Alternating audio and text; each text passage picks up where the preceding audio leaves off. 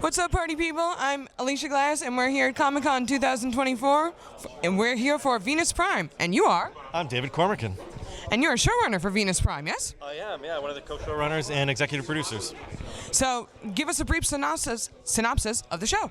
So, Arthur C. Clarke's Venus Prime is about a woman named Sparta, who is a biomechanically enhanced amnestic. Sci-fi. Yeah, absolutely. And she's basically on the classic hero's journey. She doesn't want to be, she's on this journey to sort of figure out who she is and her past, and in the meantime realizes that she has to save the world while doing it.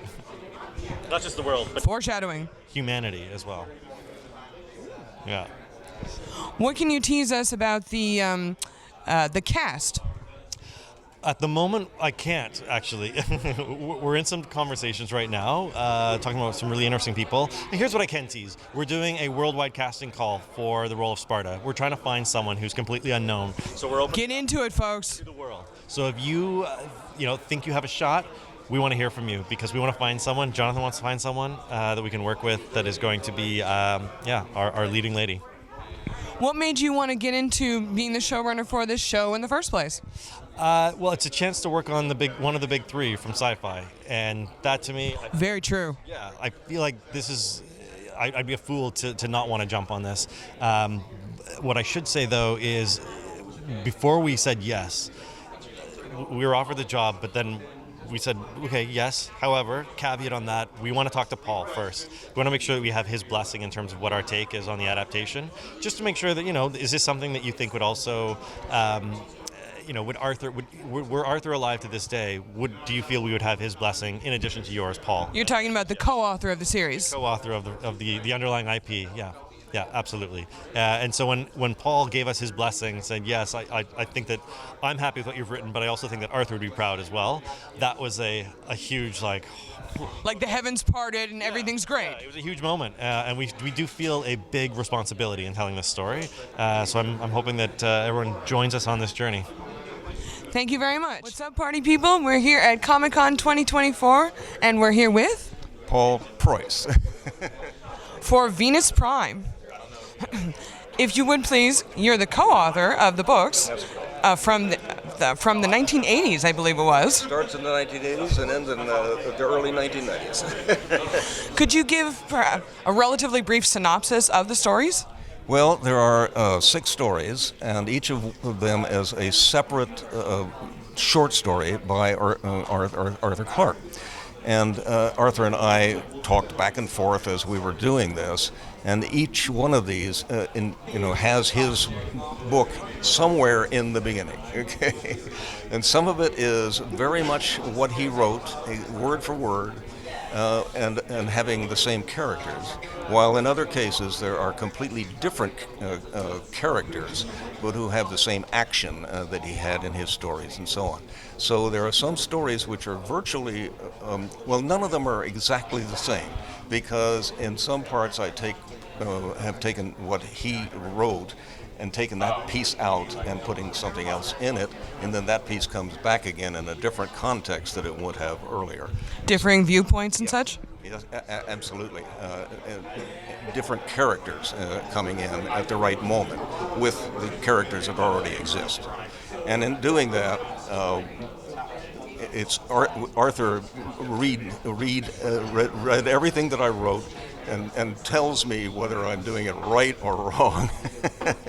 And I go back and I do it, what he needs, or in some cases I get away, all by myself. So it was nice, but it was a great entertainment with both of us. We were, we had just invented something that was, wildly being used all over the world, and it was called it had something to do with emails. And there we could actually talk to each other in these new things called emails. And we would invent things about what might happen next. And the two of us were back and forth in that way. And so it was remarkable. Can you talk a little bit about the inherent challenges in bringing a novel like this to the actual small screen? That's a good one. These guys are doing a great job. I'm talking about Dwayne and The showrunners. yeah, the showrunner, Daniel, and David, pardon me. And what I've found with them is that they know exactly what they're doing when it comes to movies.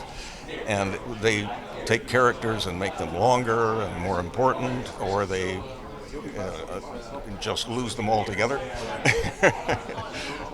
They make things happen faster. They make things happen twice or three times because it's different points of view. And what they have done keeps those stories going exactly as they were written, in the sense of how they work from one end to the other, but not necessarily in the way they work from this episode with the next episode. So. Do they continue to consult you? Absolutely, yeah. They're even giving me a number, or a name, right? It'll go fast, right? But, yeah. All right. We are here with Michael Wright. executive producer? Executive producer and a writer as well. Ooh, writer credit is awesome. Well, we'll see. Give us a synopsis of the show. Well, it's basically it's an old IP from 25 years ago, I think. And we're going to contemporize it. So actually, David can tell the story better than me, so I'm not going to say much about it.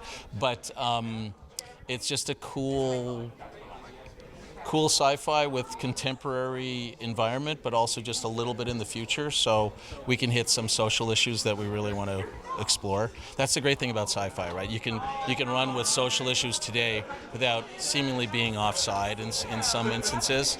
That's always what's great about sci-fi. Yes, the visual elements are important, but it's the what if and the could this happen kind of thing. So we get to explore it in our minds without being offside. Potentiality is a great thing. Yes, it is. Yes, it is. Is that what led you to get personally interested in this? Yeah, I've always been a sci-fi fan. The film that broke me into the business many years ago was a film called Retroactive, which was I know it. a time travel movie. It was actually about my girlfriend at the time who said, I really just want to go back in time and fix something. And I went, let's explore that idea. And so I extrapolated and made it into a crazy road picture. But so sci-fi itself has always been a big thing of mine. We have multiple other projects that we're going to be doing that are sci-fi elements as well. One of my passion projects is to get, it's called the Quester Tapes, which is an old Gene Roddenberry pilot. Ooh, a Roddenberry thing. Yeah, that very few people know about. But in 1971, he did a pilot called Quester Tapes for Universal. And it led to obscurity, and nothing ever happened because Universal went with $6 Million Man instead.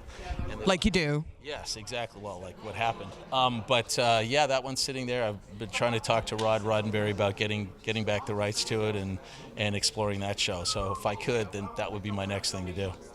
Can you talk a bit briefly about the special effects that you're planning on having in the show? Well, we use Volume, which is part of our company.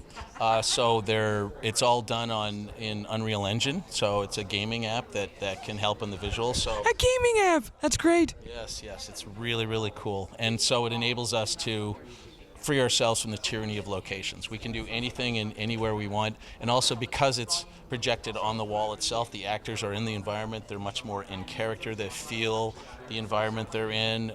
It's also very, very efficient to shoot as well, so it's really cool.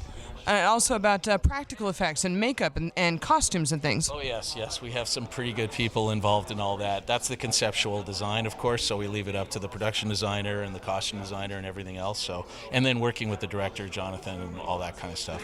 He just kind of runs wild with our showrunners. So we look forward to seeing it. Thank you very much. And we're here with Dwayne Hill, executive producer, co-showrunner. I like party people.